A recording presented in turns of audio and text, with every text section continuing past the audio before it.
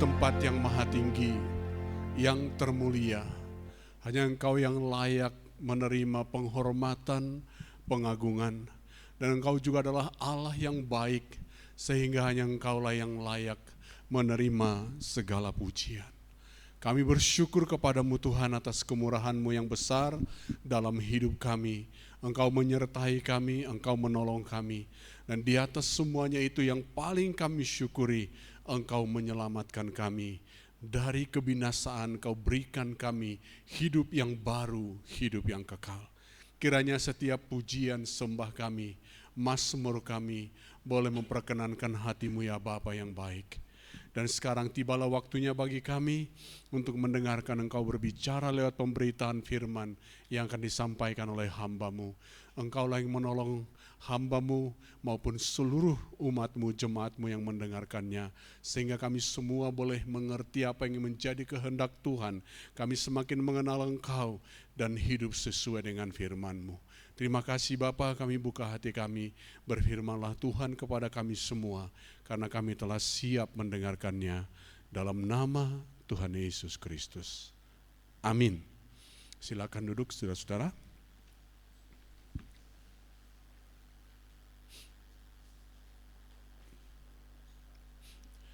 Shalom. Ya, selamat sore saudara-saudara yang kekasih dalam Kristus.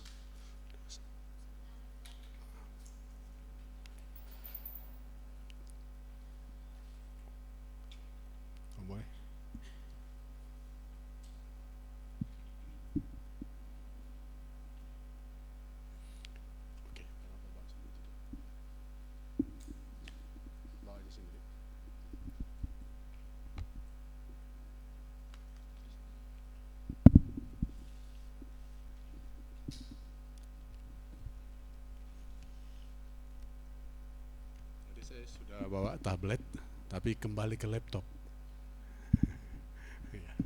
Kembali ke laptop namanya ini kan. Baik, adik-adik yang saya kasih dalam Kristus, sekali lagi shalom, selamat sore. Ada sukacita? Ada amin? Oh, ada sukacita? Amin. Ada amin, sukacita. Oke, itu hanya intermezzo. Saya sudah terbantu tadi dengan penjelasan MC tentang tokoh atau pribadi yang mau kita bahas pada sore hari ini, yaitu Gideon. Sebelumnya saya berterima kasih kepada pengurus PAP, KPPM yang memberikan kesempatan kepada saya untuk menyampaikan firman Tuhan pada sore hari ini. Jadi studi karakter Gideon, di sini kita mau melihat dari penakut menjadi pahlawan. Semua orang pernah merasa takut, tetapi kalau sudah sampai penakut itu sudah parah. Kan beda takut dengan penakut. Sama dengan orang merokok dengan ayat yang ke-7 dari saudara-saudara, ayat berikutnya.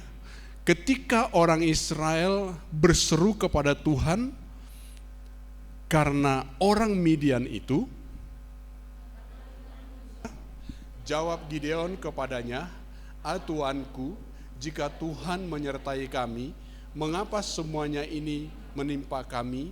Di manakah segala perbuatan-perbuatannya yang ajaib yang diceritakan oleh nenek moyang kami kepada kami ketika kami, bukankah Tuhan telah menekan kita keluar dari Mesir, tetapi sekarang Tuhan membuang kami dan menyerahkan kami ke dalam orang Midian. Mari kita perhatikan di sini, ini adalah respon orang Israel. Kalau saudara nanti baca ayat 1 sampai ayat 12, bagaimana orang Midian itu sangat menindas orang Israel. Kalau penindasan dari raja-raja biasanya adalah meminta upeti dari orang yang dikuasainya. Tetapi orang ini betul-betul menyengsarakan. Kenapa? Karena sampai mereka orang Israel menanam, apakah itu anggur, apakah itu gandum, selalu dirusak oleh orang Midian. Bahkan mereka terancam.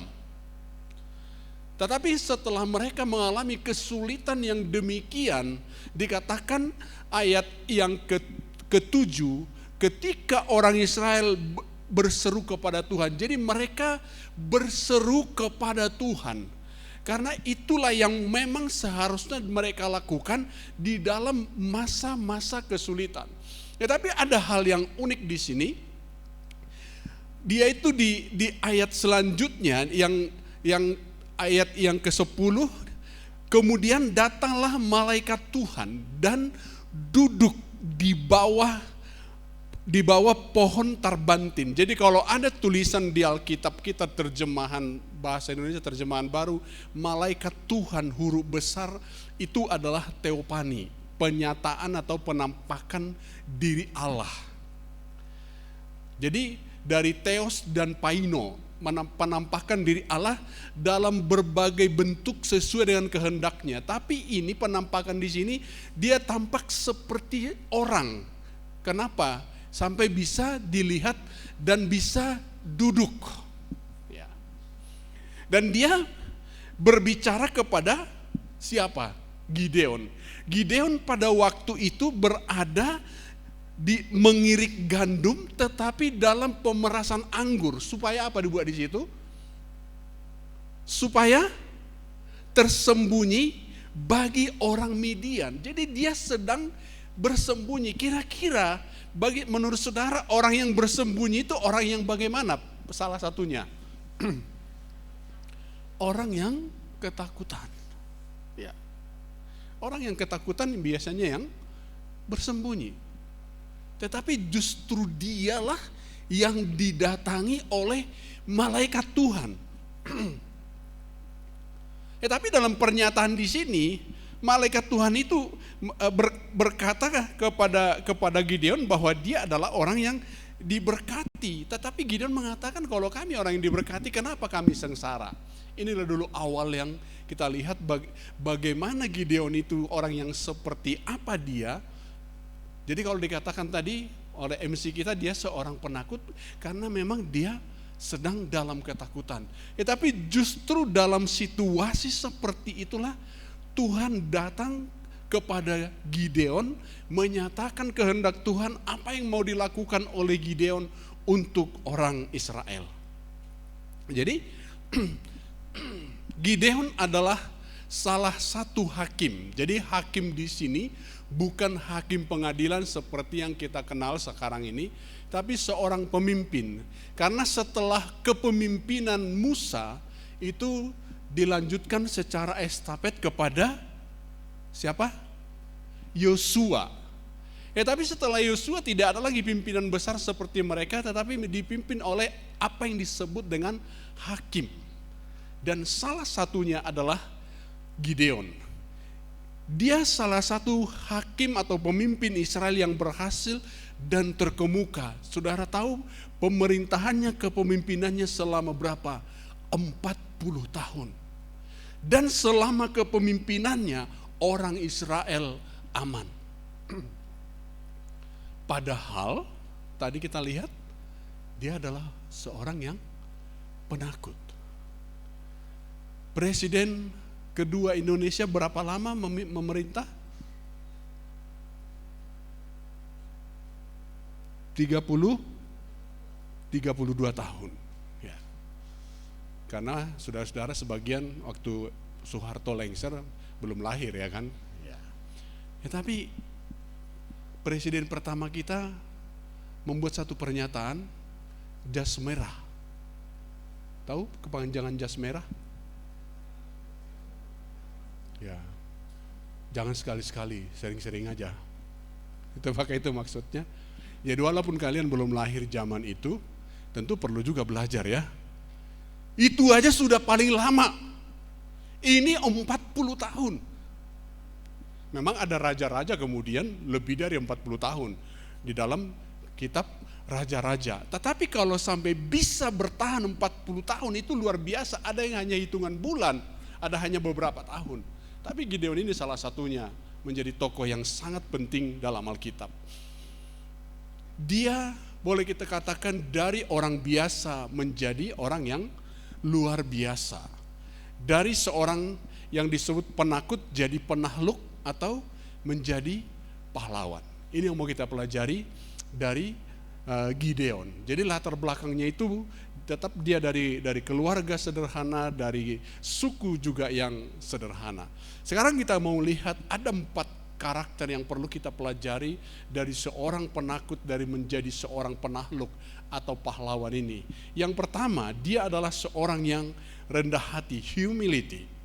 Dalam Hakim-Hakim pasal 6 ayat 14 sampai ayat yang ke-15, lanjutan dari apa yang kita baca tadi, setelah malaikat Tuhan menampakkan diri kepadanya, lalu di ayat 14 dan ayat ke-15 dikatakan, lalu berpalinglah Tuhan kepadanya. Kalau tadinya kan hanya berbicara, jadi kalau berpaling dia mendekat kepada Gideon dan berfirman, pergilah dengan kekuatanmu ini dan selamatkanlah orang Israel dari cengkeraman orang Midian.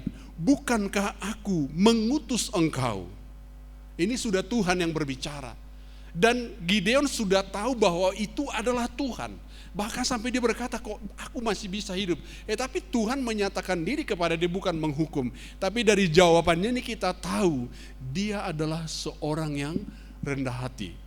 Tetapi jawabnya kepadanya, Tuhanku, dengan apakah akan kau selamatkan orang Israel?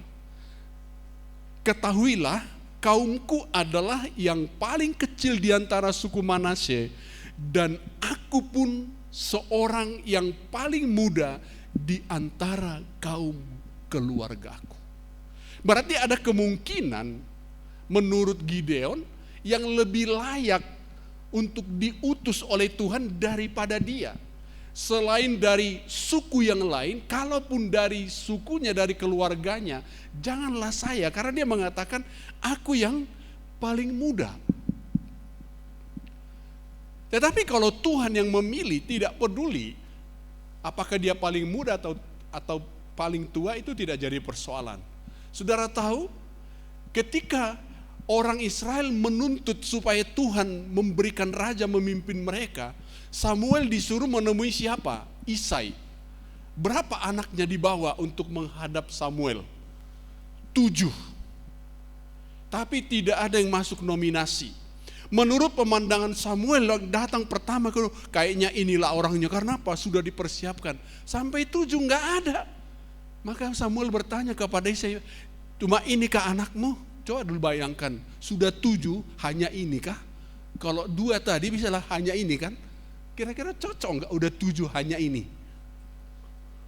Harusnya kan, kasihan ya sebanyak ini kok enggak ada yang terpilih. Harusnya kalau saya itu yang saya katakan. Tapi ini hanya ini kah? Mau berapa lagi? Oh masih ada. Tapi sedang menggembalakan domba. Karena apa? Belum masuk nominasi. Nonton pun tidak diizinkan. Tapi apa kata Samuel? Kok jadi bahas Daud kita ya? Tapi gak apa-apa, ini perbandingan ya. Panggil dia, kalau dia belum datang kita gak bisa makan. Tapi ketika datang, urapi dia. Masih imut-imut. Hanya kerjanya gembala, sedangkan abang-abangnya sudah ikut berperang. Urapi dia, jadi raja. Inilah yang dirasakan oleh Gideon. Dengan apakah akan kau selamatkan Israel? Ketahuilah, masa dia sampai Gideon memberitahu, tapi supaya kau tahu bahasa Medannya, biar kau tahu. Jadi bukan kamu tahu kalau bahasa Medan, biar kau tahu. Nah, kaumku adalah yang paling apa? Yang paling kecil di antara suku Manasye. Aku pun seorang yang paling muda di antara kaum keluargaku.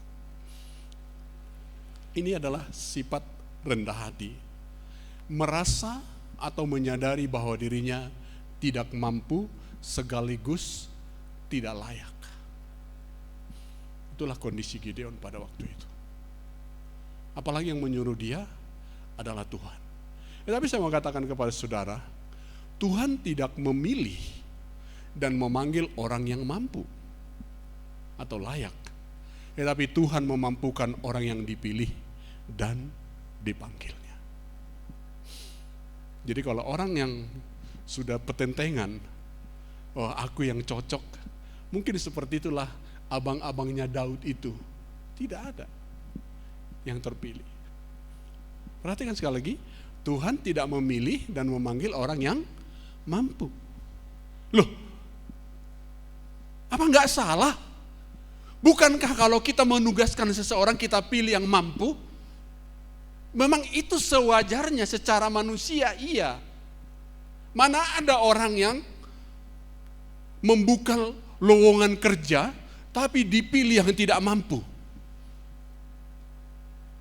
Apalagi di negara kita. Syarat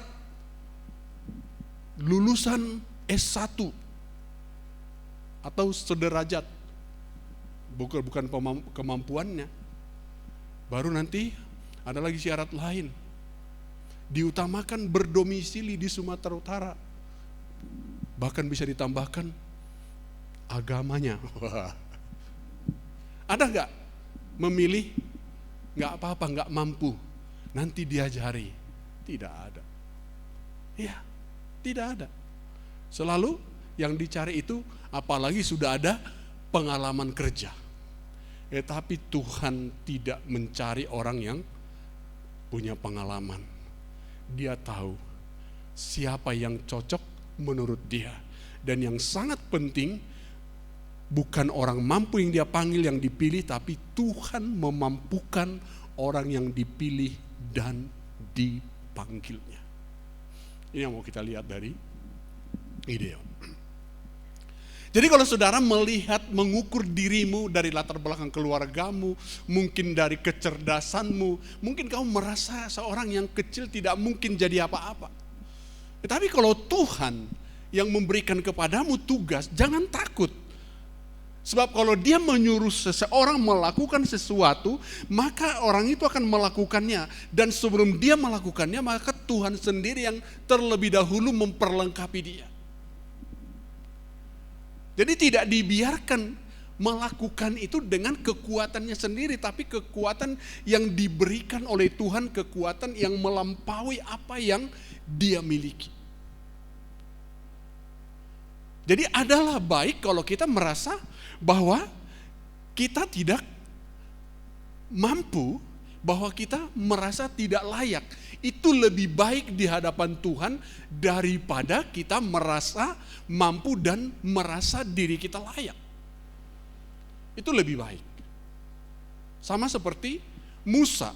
Tuhan bilang suruhlah.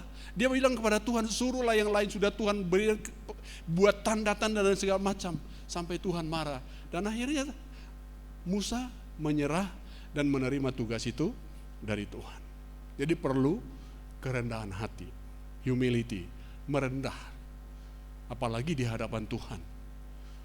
Hari Kamis yang lalu kebetulan kami pasutri karena hari Minggu harusnya tanggal 10, jadi tanggal 14, karena tanggal 10 ada yang absen, pas tanggal 14 bisa semua. Hari apa itu hari Kamis? Ya hari Kamis. Betul kan? Kalian kadang-kadang melampaui yang dipikirkan. Kalian pikir, hari Kamis itu hari apa? Hari Kamis. Iya. Lalu kalau ditanya hari besar agama apa? Agama Kristen apa? Itu. Kalau ditanya hari H itu hari apa? Tergantung tanggal, bulan dan tahunnya. Bisa hari Minggu, hari Senin, hari Selasa, kan hari H semua kan? Nah itu, jadi jangan bingung kalau ditanya hari H itu hari apa? Tanya tanggal, bulan dan tahunnya. Nah, jadi kalau mau kan orang kan meramal gitu, mau buat pesta, mau peletakan batu pertama, hari nanti ketemu di hari H ya. Hari H itu hari apa? Banyak ya. Jadi nggak usah pusing ya. Harus kita humble, menyerah, merendahkan diri, jangan merasa mampu dan jangan merasa layak. Lalu yang kedua, setelah dia sadar dan tahu bahwa yang berbicara kepada dia itu adalah Tuhan, dia tidak lagi melihat dirinya, tapi dia memandang kepada Tuhan sehingga dia sedia dan taat. Sekalipun yang mau dilakukannya itu tidak mungkin mampu dia lakukan dengan kapasitas dia pada saat itu. Hanya seorang muda yang tidak berpengalaman, tapi dia melakukannya dengan ketaatan. Coba kita lihat pasal 6 ayat 33 sampai 35, nanti pasal 36 40 itu baca sendiri. Di situ Gideon itu meminta tanda dari Tuhan. Kalau memang dia yang menyertai, dia tunjukkan bahwa nanti bulu domba ini nanti malam hanya dia yang basah dan sebaliknya besoknya seperti itu. Tapi kita baca ayat 33 sampai 35. Seluruh orang Midian dan orang Amalek dan orang-orang dari sebelah timur telah berkumpul bersama-sama. Mereka telah menyeberang akan berkemah di lembah Israel. Pada waktu itu roh Tuhan menguasai Gideon, ditiupnyalah sangkakalanya dan orang-orang Abiezer dikerahkan untuk mengikuti dia. Juga dikirimnya pesan kepada seluruh suku Manase dan orang-orang ini pun dikerahkan untuk mengikuti dia. Dikirimnya pula pesan kepada suku Asher, Zebulon dan Naptali, dan orang-orang ini pun maju untuk menggabungkan diri dengan mereka. Bayangkan pengaruh dari ketaatan itu bisa memberikan keyakinan kepada orang lain. Padahal mereka sedang ditindas. Orang Midian ini tidak sendiri lagi hendak menyerang orang Israel. Sudah ikut orang Amalek dan juga orang-orang dari timur yang disebutkan di sini kerajaan-kerajaan mana. Mereka sudah terhimpit. Tapi ketika roh Tuhan menguasai Gideon,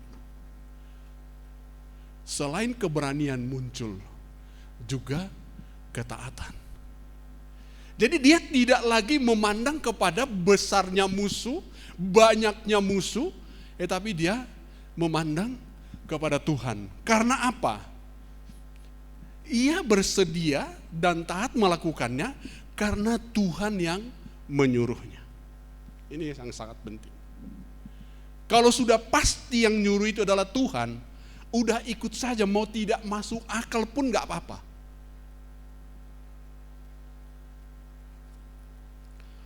Tahun 2021 yang lalu, kami ada acara dari Sinode Gereja di Bandung.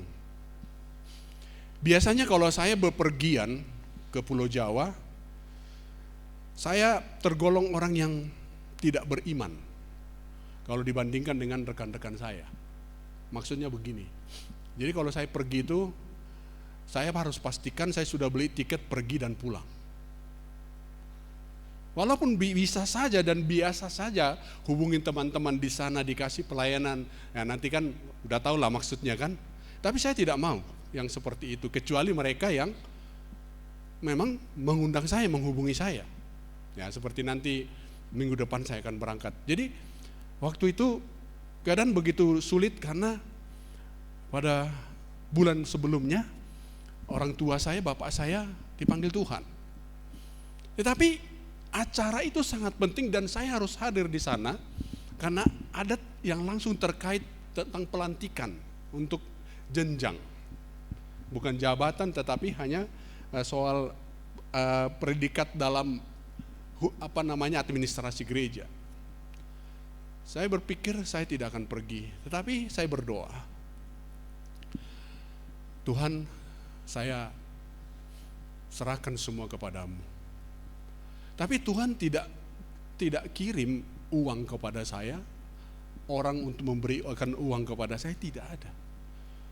Tapi Tuhan yakinkan saya, dan langkah pertama waktu itu istri saya punya kartu kredit. Berarti kan ngutang, bisa beli tiket sekali jalan. Tapi karena Tuhan yang meyakinkan saya, akhirnya saya putuskan berangkat tanpa pasti tiket pulang. Tapi tetap pingin pulang. Kan jangan-jangan ya nggak ada tiket pulang, nggak pulang pun nggak seperti itu juga ya. Saya ambil penerbangan langsung ke Bandung. Begitu mendarat, lalu istri saya sudah menghubungi, tadi dihubungi dari gereja di Tangerang, bisa enggak pelayanan hari Minggu? Jadi di pesawat aja, orang itu sudah menghubungi saya, tapi enggak bisa terima telepon di pesawat kan? Ya. Wah. Begitu memulai acara besoknya, ada orang pernah berkunjung ke Bernit, datang rupanya bro, saudara katanya. Iya, harga tiket sekarang mahal ya. Oh iya, saya bilang. Lalu dia bilang, nanti sebelum selesai acara, pada hari ketiga, maksudnya kan dimulai Selasa sampai Kamis, jumpai saya ya. Nah, yang begini paling susah saya. Akhirnya saya tidak berusaha menjumpai dia walaupun tidak menghindari dia. Justru dia yang mencari saya di hari terakhir. Aduh, aku cari-cari kok nggak ada katanya. Ya nggak apa-apa saya bilang. Hanya dia bilang ini ada sedikit berkat. Wah, cara Tuhan. Dan akhirnya, singkat ceritanya, yang saya pikir susah pulang, bagaimana nanti bayar kartu kreditnya, ternyata saya kembali ke Medan itu surplus 2 juta. Entah dari mana, bagaimana caranya Tuhan memberikan berkat. Ya. Ada ibu gembala sidang di Malang ketika dulu saya pelayanan. Saya ketemu dengan dia, saya salam, langsung anaknya berikan saya berkat. Amplop, ada isinya ya, jangan kalian pikir nanti hanya amplop ya. Iya. Nggak disangka-sangka gitu. Kenapa? Kalau sebelumnya saya selalu, karena mungkin adalah terbelakang saya memang ya orang eksakta ya. Orang matematika itu kan yang suka pelajaran matematika segala sesuatu kan mengingat, menimbang, memutuskan. Saya masih kental dengan itu walaupun saya seorang pelayan. Ya tapi ada saatnya Tuhan mengizinkan satu situasi membuat saya tidak mengandalkan logika saya. Saya berserah. Dan itu bagi saya hal yang begitu luar biasa. Cara Tuhan untuk menolong. Karena apa? Jikalau Tuhan yang menyuruh, lakukan saja tanpa harus takut salah. Sebab Tuhan tidak mungkin salah dalam memberi izin apalagi perintah. Jadi apa yang saya ceritakan tadi dalam pergumulan saya sambil doa khusus, Tuhan meyakinkan saya, kamu berangkat. Padahal salah satu yang muncul, yang ada dalam pikiran saya ketika saya berdoa, Tuhan akan menggerakkan orang memberikan saya uang untuk beli tiket. Tapi Tuhan tidak buat cara itu. Justru Tuhan gerakkan justru setelah saya berangkat. Tetapi menunjukkan pimpinan Tuhan itu tidak mungkin salah. Jadi kalau kalian mengambil keputusan apapun, apakah itu jurusan, angkot salah satunya ya. Jadi jangan hanya jurusan, pikiran kalian kan terus universitas, mulai dulu dari angkot ya kan? Iya. Milih jurusan di sekolah, di universitas. Jangan terlalu terpengaruh dengan opini umum, peluang pekerjaan. Tapi kalau Tuhan pimpin, kamu jurusan ini, kau yakin di situ, meskipun itu bukan idola orang kebanyakan, ikuti kehendak Tuhan. Pasti ada maksud Tuhan di balik itu. Jangan hanya hal-hal yang umum, yang semua orang berebutan di sana. Ya.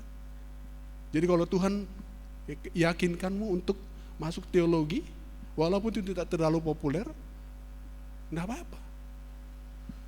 Saya dulu waktu tamat SMA, saya pikir, wah masuk USU paling tidak atau UI. Tapi orang tua saya bilang, udah ya nak, nggak usah kuliah katanya. Ya saya ikuti. Itu maksud saya Udayana. Udayana, nggak usah kuliah katanya. Jadi nggak ikut lagi, namanya dulu waktu itu Sipenmaru, seleksi penerimaan mahasiswa baru. Tapi dengan caranya Tuhan sendiri, justru saya masuk sekolah teologi. Itu di luar pikiran saya. Meskipun mulai dari opung saya sudah jadi pendeta, gak pernah terpikir saya akan ikut mereka. Yang saya pikir walaupun gak jadi pendeta boleh kok melayani Tuhan. Tapi Kalau Tuhan yang memimpin itu tidak mungkin salah. Dan waktu saya mengambil keputusan pun itu dengan pergumulan. Dan saya lakukan itu dengan ketaatan. Dan bagaimana cara Tuhan untuk memelihara, mencukupkan kebutuhan saya selama perkuliahan. Dan itu menjadi dasar bagi saya untuk tidak khawatir dalam pelayanan. Ketaatan, sedia dan taat. Karena apa? Karena Tuhan. Pernah membaca waktu Petrus disuruh oleh Tuhan menebarkan jalannya. Kan perahunya dipakai Yesus kan berkhotbah. Ini jalannya sudah dibersihkan. Disuruh menebarkan jala. Dalam matahari sudah terang. Mereka biasanya menjalaikan apa? Malam kan? Pernah ingat gak jawaban Petrus? Guru, semalam-malaman kami menebar jala tidak dapat apa-apa. Tetapi karena Engkau yang menyuruhnya. Itulah jawaban Petrus. Karena dia udah dengar Yesus khotbah. Mungkin Yesus nggak bawa duit, jadi cara ucapan terima kasihnya mereka menjalaikan dapat ikan banyak dan terbanyak dari yang pernah mereka sekali tangkap. Karena Engkau yang mengatakannya, kata Petrus. Nggak masuk akal. Semalam-malaman aja nggak dapat apa-apa, apalagi ini sudah matahari sudah terang, mana mungkin lagi. Biasanya ikan itu menjala ikan itu kan malam hari. Tapi kalau Tuhan yang menyuruh, seperti Gideon, karena dia sudah tahu yang berjumpa dengan yang menjumpai dia itu, yang menyuruh dia itu adalah Tuhan, maka dia tidak takut. Apa yang kau sedang gumulkan sekarang? Masa depanmu kah? Jurusan? Mungkin berpikir bagaimana saya bisa, orang tuaku begini. Seperti Gideon, mungkin dia mengukur dirinya, saya bisa apa-apa, udahlah. Seperti saya tadi kan Udayana kan gitu. Tapi kalau Tuhan pimpin, makanya selalu dekatkan dirimu, pelihara keintiman persekutuanmu dengan Tuhan, supaya engkau peka terhadap pimpinan Tuhan. Jadi tidak hanya ikut arus apa yang dikatakan orang pada umumnya.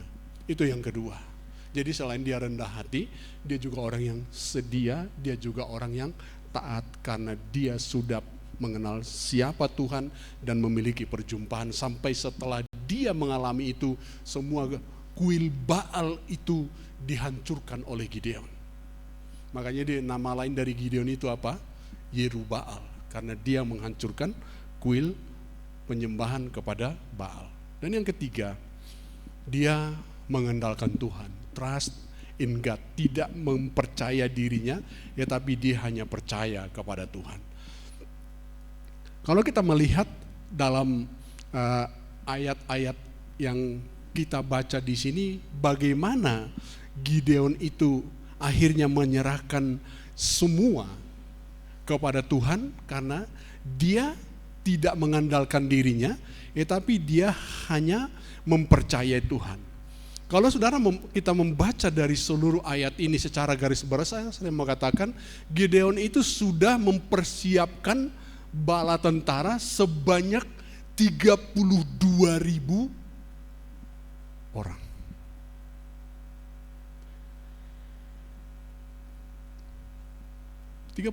orang. Tapi Tuhan bilang sama Gideon, katakan kepada mereka siapa yang takut boleh pulang. Langsung 22.000 mundur. Wah. Berarti tinggal berapa? 10.000. Tapi Tuhan bilang masih terlalu banyak. Apa pula terlalu banyak? Sudah lebih banyak yang mundur, masih terlalu banyak 10.000. Coba seleksi lagi. Disuruh mereka minum di sungai. Siapa yang minum langsung mulutnya minum ke sungai, berarti dia tidak cocok. Yang boleh adalah orang yang menaruh tangannya untuk minum. Dan itu hanya berapa? 300 orang. Hanya 300 orang yang tersisa. Kalau saya ada pada posisi itu, mungkin saya tidak akan maju lagi untuk berperang.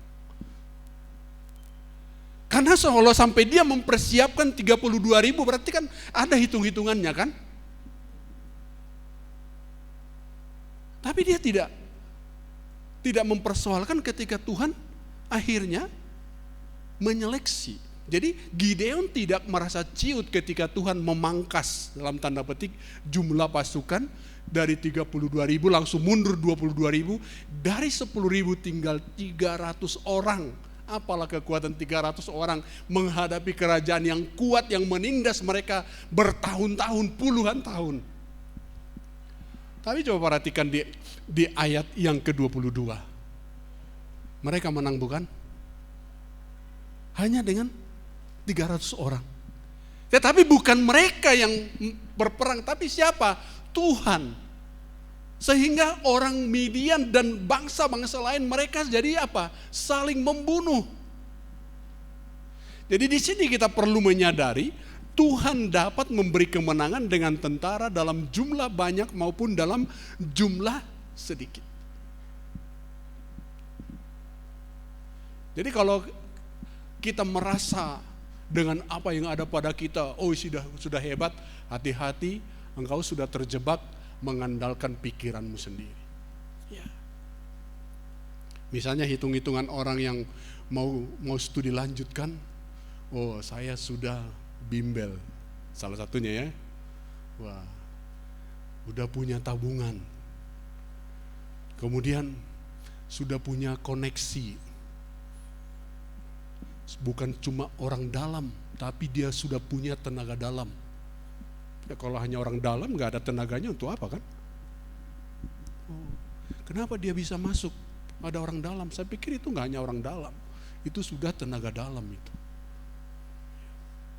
Jadi kalau cari bantuan jangan hanya orang dalam ya, cari yang orang dalam yang punya tenaga.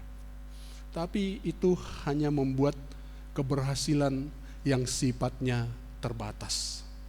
Tapi kalau engkau dari awal melibatkan Tuhan, keberhasilanmu itu tahap demi tahap oleh Tuhan, maka engkau akan dibawa sampai ke puncak. Ya. Seperti Yusuf,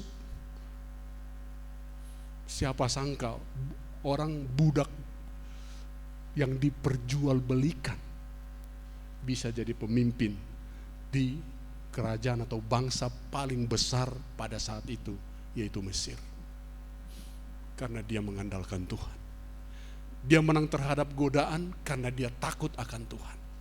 Dia jujur karena dia takut akan Tuhan. Itu yang kalian perlu pelihara. Jangan yang lain. Jangan apa kata orang.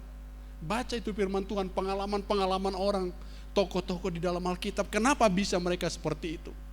Karena kebanyakan orang-orang yang terdepan yang dipanggil, yang berhasil, ternyata mereka berlatar belakang dari orang-orang yang tidak terpandang. Ya.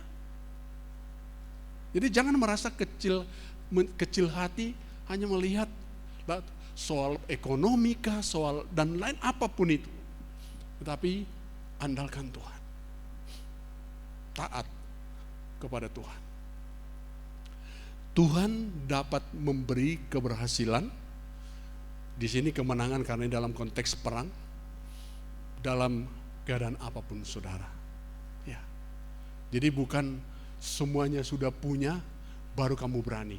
Tapi kalau engkau punya Tuhan, kamu berani menghadapi segala keadaan. Tetapi kalau engkau merasa punya segalanya tapi tidak melibatkan Tuhan, maka yang ada adalah kegagalan. Yang terakhir, dia orang yang setia. Ya. Setelah dia berhasil, dia mau mendapat penghargaan. Kemudian berkatalah orang Israel kepada Gideon, biarlah engkau memerintah kami, baik engkau, baik anakmu maupun cucumu, sebab engkaulah yang telah menyelamatkan kami dari tangan orang Midian. Apa jawabnya? Aku tidak akan memerintah kamu dan juga anakku tidak akan memerintah kamu, tetapi Tuhan yang memerintah kamu. Karena ini sudah mengarah mau mengangkat dia jadi raja, bukan sekedar hakim lagi. Jadi kalau yang 3 tadi sudah bisa dicapai, sudah rendah hati, ada taat, ada setia, dan semuanya. Tapi kalau hanya sampai di situ, kita bisa sewaktu-waktu jatuh. Harus sampai kepada bagian ini. Harus loyal kepada Tuhan. Di sini Gideon sedang mengatakan, menyadari bahwa keberhasilannya adalah karena Tuhan, sehingga ia tidak mau menerima pemuliaan bagi dirinya sendiri. Karena biasanya orang kalau sudah berhasil terus begini kan. Berhasilnya Gideon bukan karena dirinya. Tapi dia sangat memperhatikan artikulasi.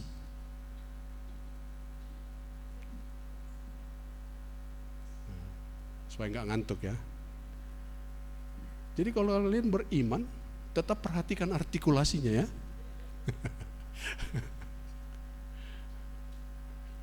Bukan. Perhatikan cara Tuhan bekerja, cara Tuhan mengasihi, cara Tuhan membimbingmu meskipun jalan itu terlihat bahaya. Tapi kalau Tuhan berjanji menyertai, jangan takut. Jadi kalau berhasil nanti, jangan ambil kemuliaan itu untuk dirimu. Wah, ini saya. Tapi selalu mengatakan, ini semua karena kemurahan Tuhan. Apapun yang kita capai, kita harus kembalikan kemuliaan hanya bagi Tuhan. Hanya bagi Tuhan. Tidak ada yang bisa kita lakukan. Yesus berkata, di luar aku kamu tidak dapat berbuat apa-apa. Jadi, saudara-saudara yang saya kasih dalam Kristus, dari belajar dari tokoh Gideon ini, karakter Gideon ini, mari kita memulai sesuatu, selalu kita libatkan Tuhan. Jangan karena kau anggap itu biasa, pasti saya bisa. Mau hal yang kelihatan rumit sekalipun, selalu libatkan Tuhan dalam hidupmu. Saya akan menutup renungan ini dengan apa yang dinyatakan oleh Paulus sebagai seorang hamba Tuhan yang luar biasa. Karena aku adalah yang paling hina dari semua rasul. Jadi kenapa Paulus mengatakan dia paling hina dari semua rasul? Itu tidak terlepas daripada masa lalunya. Bahkan tidak layak disebut rasul sebab aku telah menganiaya jemaat Allah. Dia mengejar-ngejar orang Kristen, pengikut Yesus. Dia sebagai seorang Farisi. Dia merasa berbakti, tetapi setelah dia ditangkap oleh Tuhan, dia sadar bahwa hidupnya itu adalah anugerah. Ayat selanjutnya dikatakan, tetapi karena kasih karunia Allah, aku adalah sebagaimana aku ada sekarang, dan kasih karunia yang dianugerahkannya kepadaku tidak sia-sia. Nah, perhatikan pernyataan kalimat berikutnya seakan-akan ini kesombongan. Tapi kalau kita baca berikutnya tentu tidak. Sebaliknya aku telah bekerja lebih keras daripada mereka. Maksudnya rasul-rasul yang lain daripada mereka semua. Tetapi bukannya aku, melainkan kasih karunia Allah yang menyertai aku. Itu kata Rasul Paulus. Sebab itu baik aku maupun mereka, demikianlah kami mengajar dan demikianlah kamu menjadi percaya. Jadi semua karena kasih karunia yang tidak mampu bisa dimampukan oleh Tuhan. Tidak masalah kalian tidak kenal Veronica. Yang penting kalian kenal Yesus. Itu saja. Ya. Kalian kalau tidak kenal Yesus nanti tete manis marah. Kalian tahu tete manis itu apa? Itu bahasa Papua sebutan untuk Tuhan Yesus. Ya.